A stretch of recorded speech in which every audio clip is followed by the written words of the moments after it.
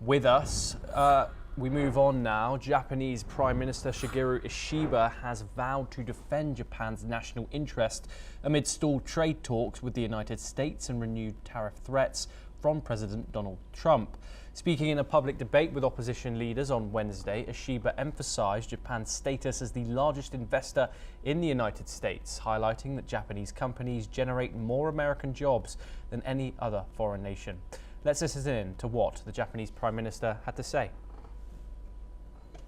何としても国益を守り抜かねばならないと思っています。いろんな国とアメリカは貿易をしていますが、一つ申し上げておかなければいけないのは、日本はアメリカにおける世界最大の投資国であり、そしてアメリカにおいて世界最大のいろんな国が投資していますが、雇用を生み出しているということです。それは他の国とは訳が違う。His remarks come a day after President Trump signaled he may impose tariffs as high as 35% on Japanese imports, an escalation from the 24% rate previously announced and paused until July the 9th. Trump has accused Japan of being spoiled and very tough to deal with, citing a lack of access for US rice exports and an imbalanced auto trade. He said if no deal is reached, the United States will act unilaterally to impose the tariffs. With time running out before July the 9th, Ishiba reaffirmed Tokyo's commitment to diplomacy, but said Japan would not bow to pressure that undermines its long-standing economic relationship with Washington.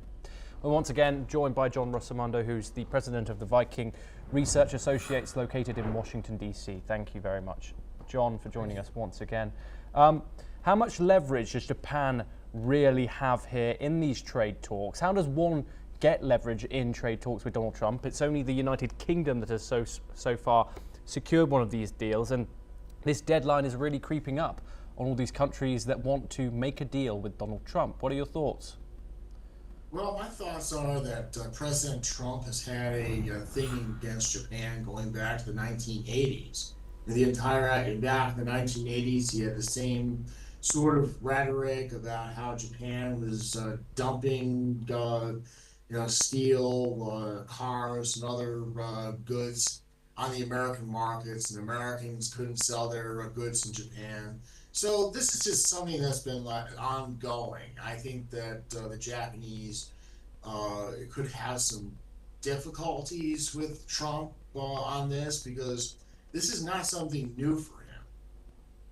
John Rossomando, thank you very, very much for joining us on the program. We move over to the